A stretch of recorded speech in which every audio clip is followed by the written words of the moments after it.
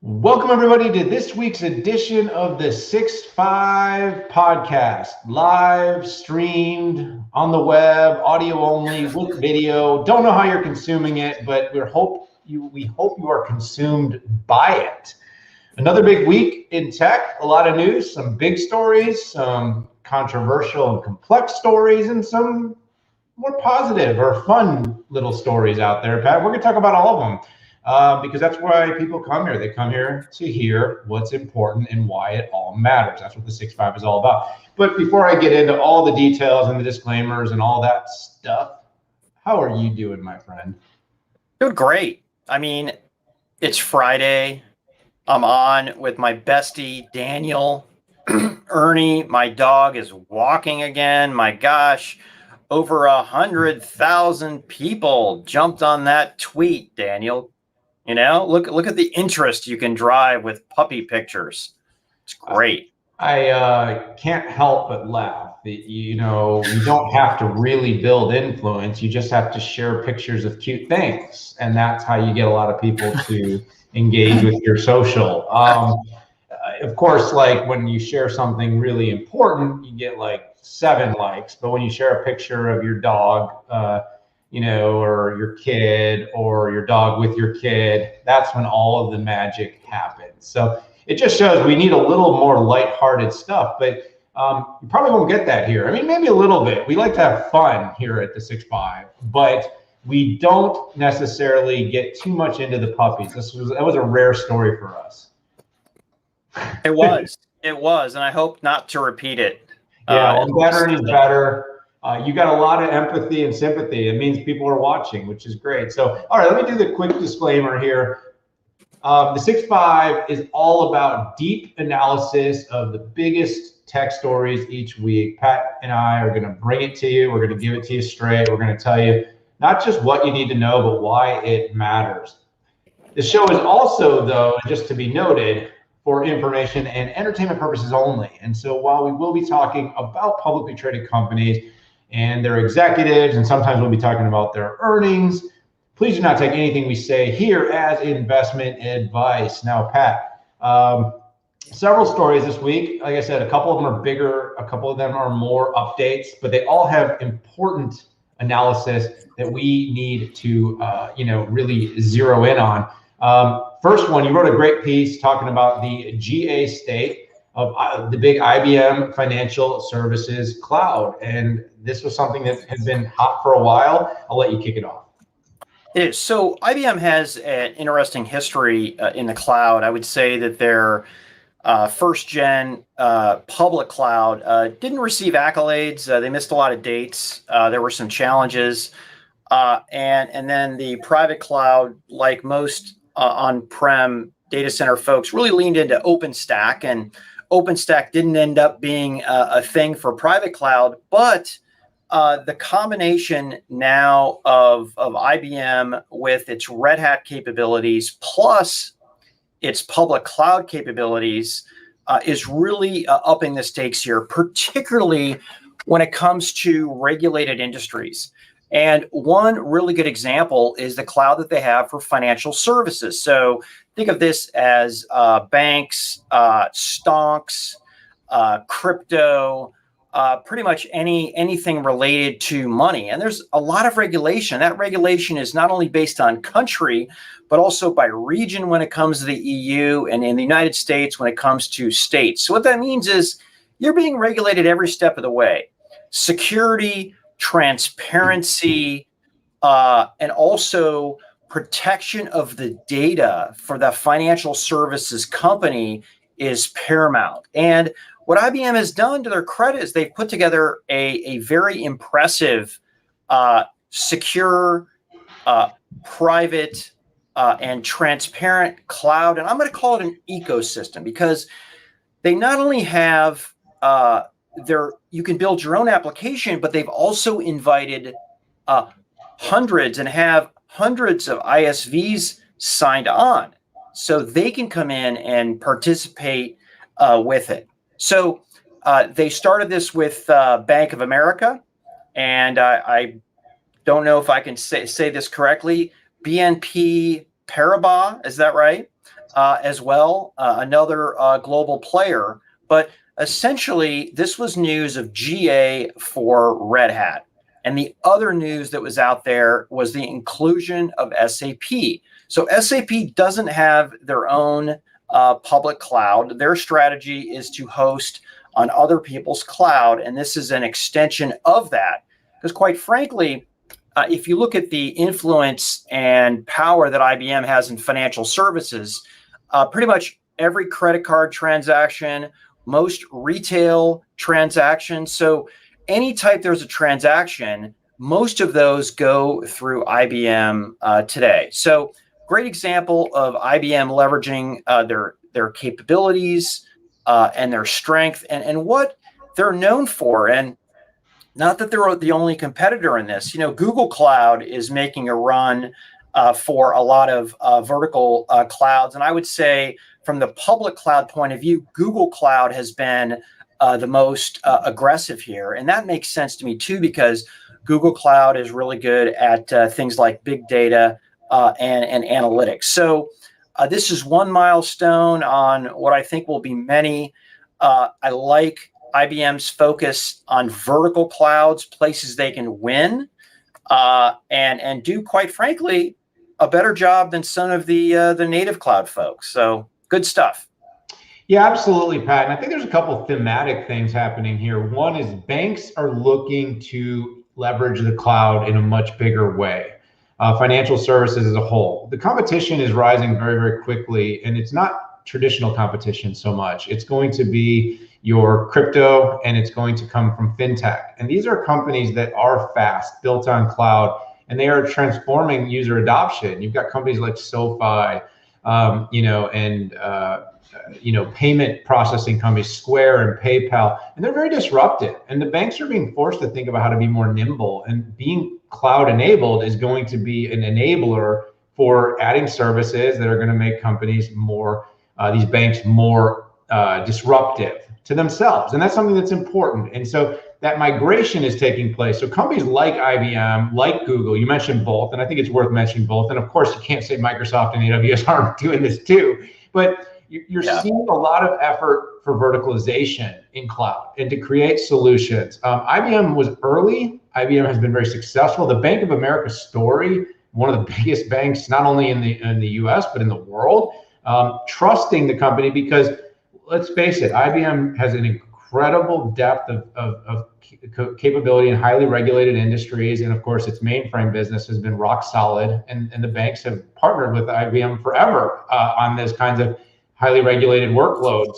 that need to be secured and compartmentalized from risk. So as I see it, Pat, going GA is an important moment. It really is a hybrid story in the end. It's going to be parts of the workloads are going to be in cloud, parts of the workloads are going to be prem. You're going to see more and more compartments, enclaves. IBM's confidential computing story is going to be very important here as the bank space, but also for healthcare, also for public sector. That's where I really expect IBM to be successful. Let's move on, speaking of regulation, because I've got a topic that's kind of a near and dear to my heart and my mind, and I've been thinking a lot about, and that's all the stuff going on with Amazon. And Pat, this is a family-friendly show, and we tend to, it's tech. And so, but tech companies, you'll hear us talking about things like ESG, sustainability. And so Amazon is clearly one of the world's most disruptive companies, whether that's the cloud business, the device business, home automation, their e-commerce and supply chain that they've developed, technology rich. And it's been a success, a path to success. And the company, despite the fact people often forget, lost money for a long time before it made money. In recent quarters, has made a lot of money. And we've found that Amazon has kind of ended up in the center of this debate around employee, compensation, treatment. It's got a unionization effort right now that's going on in Alabama. You've got regulators pushing for higher tax rates in the for Amazon, or for greater taxes, because people, learn that what Amazon is or isn't paying in taxes. And by the way, a lot of people also, don't always understand. Just a really quick refreshers, as a C corporation, that means every employee pays taxes. So a lot of companies are S corps and LLCs, and all the money flows through, and only the owner and principal pays. We can't get too deep into that here, Pat, but I feel it's worth it, because when you add 400,000 employees, every single one of those employees contributed taxes that were paid as through the company's business. So so anyways, long story short, I think it's we're in a very interesting moment for tech and innovation right now. We've got kind of two sides of the story. You've got a company who's been very successful, who is proactively back. I think it was 2018, November of 2018, the company went to $15 minimum wage across the entire organization. You've got a company that has spent, I think in 2020, throughout the pandemic, about $18 billion on its marketplace for small businesses, helping to help small businesses grow.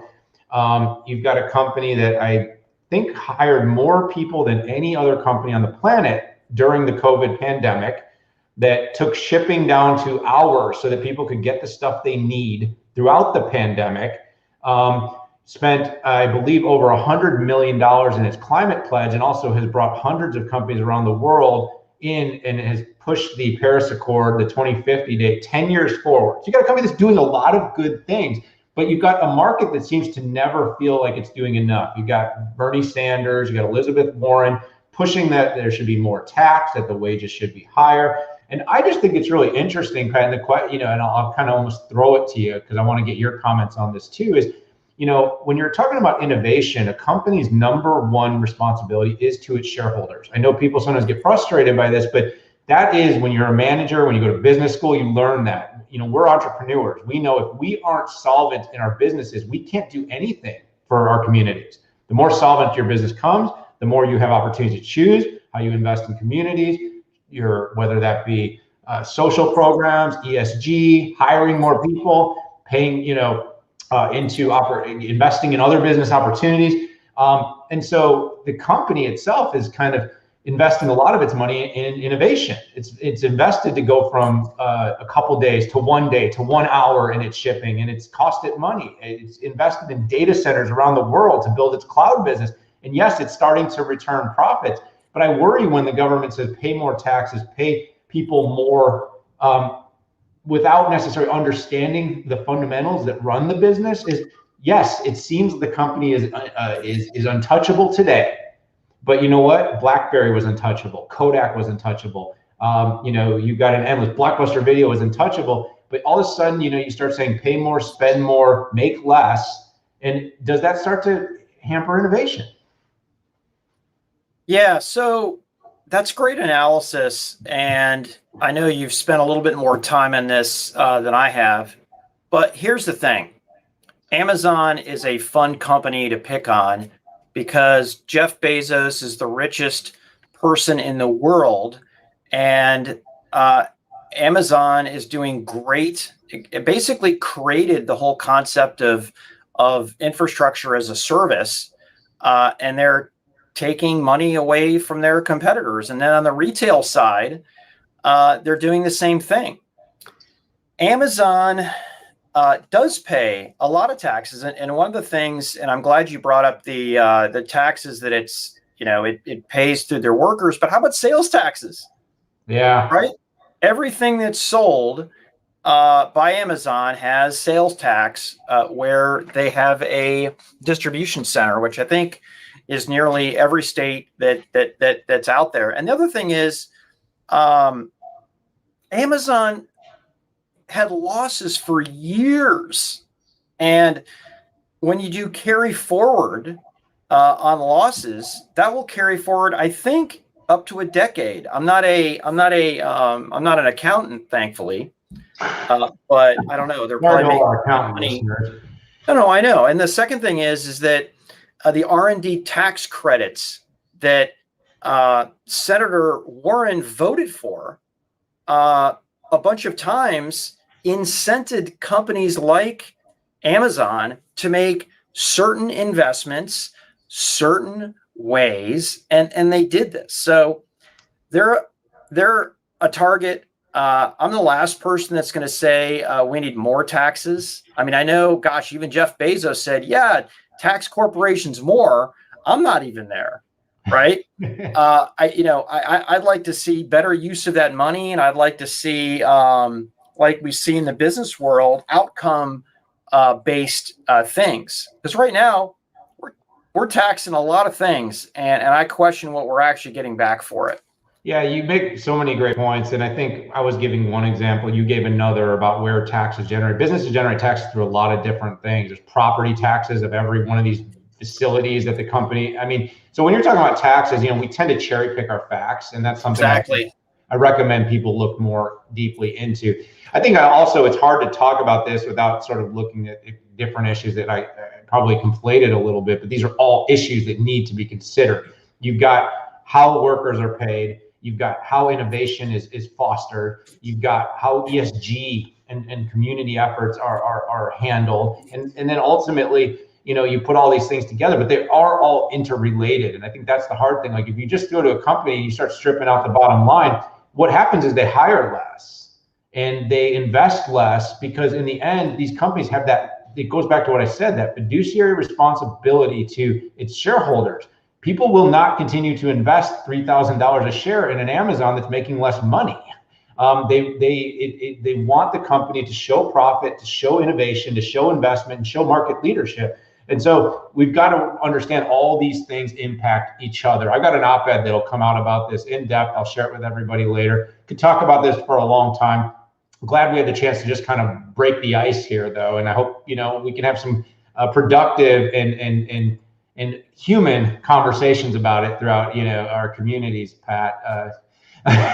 So anyhow, any last word on that before I move on to something that we can, that's a little more of a typical topic for us guys? I think we've exhausted this thing. There's so many directions we could probably talk about this thing for. I mean, Amazon stock goes down. Guess what? Pension funds, 401ks, people are vested in here, and it's just like, it's frustrating, Daniel. It's like we lose our brains when we start talking about this stuff, and it's super frustrating for me. But I think it's probably best to move to the next topic. Let's do it. You and I did a special edition this week, but it didn't get published on our pod. So if you are watching us on a live stream, you may have heard some of our comments about this already. But if you subscribe to us on, say, Spotify or Apple, you probably didn't hear this yet. And so Intel, which has been a regular topic for us over the last several weeks, because it's just had a ton of big breaking stories. A few weeks ago was their big IBM 2 day, launched by Pat Gelsinger. And this time Navin Shenoy and Lisa Spellman came back to announce a much awaited Ice Lake, which is their 3rd generation Xeon scalable solution for the data center and beyond, the edge and the cloud. I just want to point that out. But Pat, we talked a lot about it. I do want to give you some kudos. I wrote a quick piece about it that's in the show notes, but you wrote one of my favorite pieces I've had you write, because this is a very nuanced topic, potentially as nuanced as the Amazon topic in its own way, because you really are talking about companies that made major investments. This is a breakthrough moment. There's a lot of positivity, but at the same time, there's still some tech leadership issues that it hasn't necessarily caught up to, some that have leapfrogged in certain areas. And you did a really good job of breaking that down. I appreciate that, Daniel. And I can't tell you how meaningful is it to me for kudos on the article. I don't always get it right, but sometimes I do. So let's talk about Ice Lake here. So just a little bit of a background. Intel, while it has around a 35% data center, which is server, storage, networking, and security, it has a 90% server market share out there. And the announcement on their latest gen Xeon scalable processor, plus some new memory options for Optane, combined with things like Agilex, FPGAs, and networking.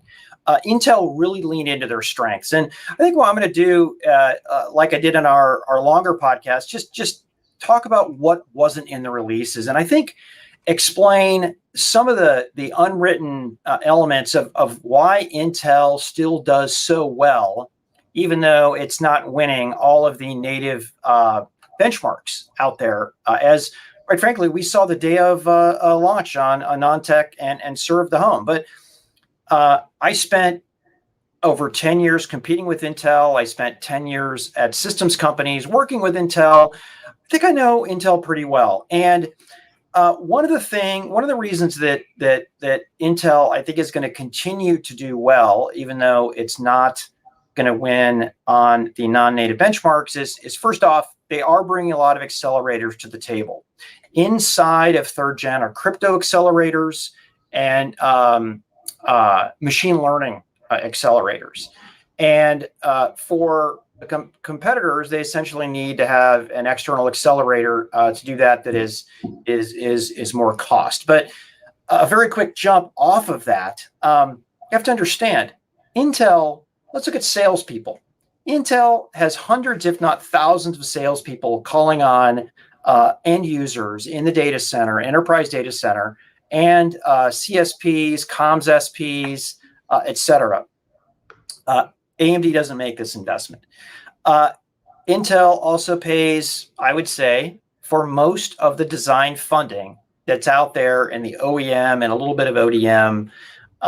That's a lot of money. So that reduces R&D costs for people. Marketing. Intel spends over $1 billion a year in marketing. AMD does not.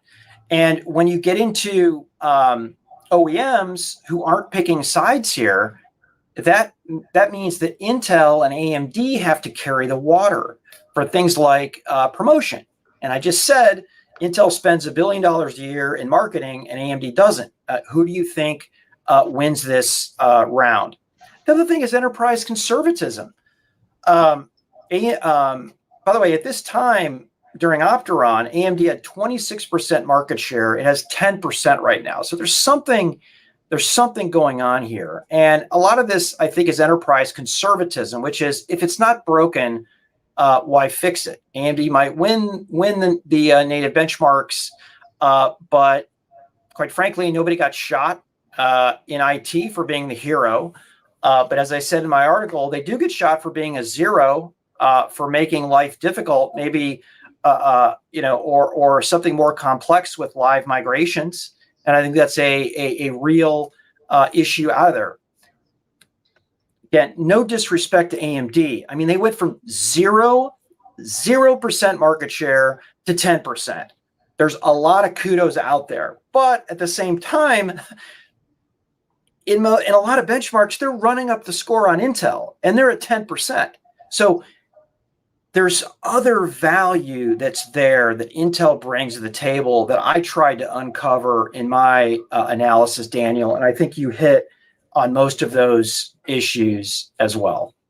Yeah, you did a really good job, and like I said, I recommend everyone that's listening in, just hit the article, because like I said, it goes in depth at a level that you sort of had this just dichotomy of people analyzing the day. It was either kind of like, yay, woohoo, Intel, great job.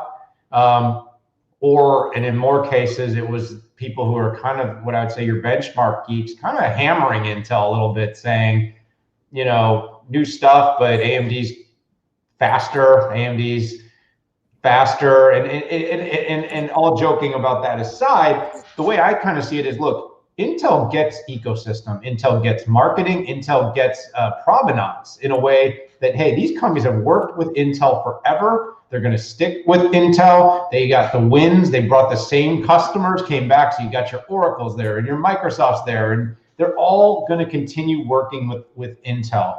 And so, while Intel was at its very weakest over these past couple of years, AMD grabbed market share. But you could argue that the biggest opportunity that maybe would ever have existed for AMD to grab market share probably passed at the point in which this Ice Lake launch took place. Because not only is Ice Lake now in market, but you do have Pat involved. You've got new fabs being built. You've got more scale, more manufacturing capacity being developed. You've got a company that's seemingly finding its groove again. So there may not have been a better moment to grab market share. And you also have ARM entering the picture, and that's going to change the landscape for sure as these ASICs for the data center continue to be built with special purpose. We're seeing it from AWS and Alibaba. Microsoft is following track, and you can be sure others will be following track as ARM continues to develop more and more capable IP. But Pat, great article. Like I said, hit it, read it, go into the show notes. If you're listening to this in the car, pull over, go into the show notes, click the link, bookmark it, go home, read it. Because like I said, I don't even think we could do it justice. Because like I said, you did a really good job of crossing. And by the way, very balanced. There was some very pro Intel in there, but there was also some very not pro. And so and that's kind of what I love when I see analysis is it's never one thing. And now good analysis isn't binary. It's not all cheerleading. So listen, if it weren't that, we'd be influencers, and not analysts who influence. Yeah, well, you have influence, Pat. You have influence. You matter. All right, so let's jump on to something that is a little bit more of a quick, lighthearted story, but a positive direction of a company we track. A company that's been a regular participant in our summit. Last year, one of our keynotes, by the way, AMD was, and Intel as well. Our summit is coming, and you'll be hearing more about that in the coming episodes because we get very excited about it. But Splunk, which has had a huge growth year as observability becomes a bigger and bigger topic. If you watched Cisco Live last week, you heard observability, that word become a big headlining word. That's right. Well, if you are paying attention to ITSM, if you're paying attention to security, SIEM, and you're paying attention to observability, there may be no company that's growing faster than Splunk. Over the last couple of years, Splunk has been very busy shifting its business model as a software company to a subscription-based, cloud-based, ARR-based, and has really turned a corner there. You can check out some of my earnings covers to get a better feel for what's going on there. But actually, growth pace faster than Salesforce during its key growth era. That's how fast Splunk is growing. And the company has also been very focused on growing its executive suite and recently nabbed a top exec that led the public sector business, a gal by the name of Teresa Carlson, an AWS and Microsoft vet, to be their new president and chief growth officer. And I was tracking the situation, and we don't do a lot of on the moves here, but it was a very interesting moment in time. First of all, I'm always flagging right now as a father of two daughters, and I think you too as a dad of two daughters.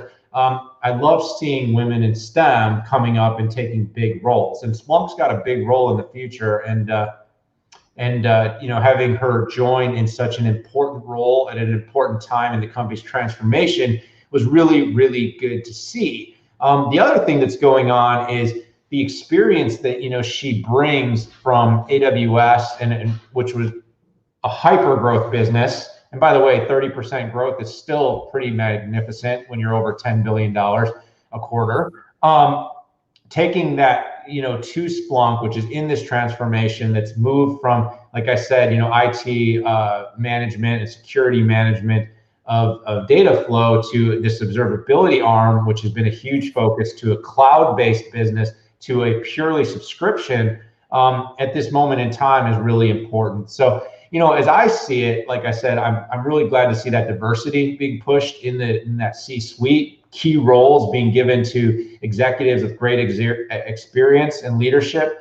And also, I'm kind of fascinated to watch. We've had Doug Merritt, Splunk CEO, on a few times. We've had him on the cast. We've had him on our event. I think that company has some real growth trajectory somehow, despite the fact some big companies are competing in that space. It's really been able to carve out its niche and see some real success. So, we're going to be interested in watching Teresa and see what she brings to the company in this new role and see if that rapid growth rate that I mentioned can continue. Daniel, great analysis. You left a couple of molecules for me, which I appreciate. So first off, super impressed with the way that Splunk has gone. There are a lot of one-hit wonders out there in the tech industry. And what I have appreciated most about Splunk is taking what they've started and then putting layers of value on top of that, right? It's one thing to put out a tool to be able to do stuff with real-time machine learning, streaming data coming in, and then you, the enterprise, having to do all the work around it. It's another thing to put up a solution and even go one step further, which Splunk is doing, which is going a little bit more vertical. So, even creating an ecosystem as it goes along. I think I've told you this before. My nephew, the reason he got his big security job at an unnamed insurance agency is because he was learning Splunk when he was at college at Ohio State. He was the only one who knew it. And this very large insurance company in Ohio wanted to bring it in. And that's how he got his job. I am impressed with the new president coming in. This is a good story. And that is just an exemplification of a more mature company as it goes forward. Hey, maybe the next in line to replace Doug when he goes on to his new venture.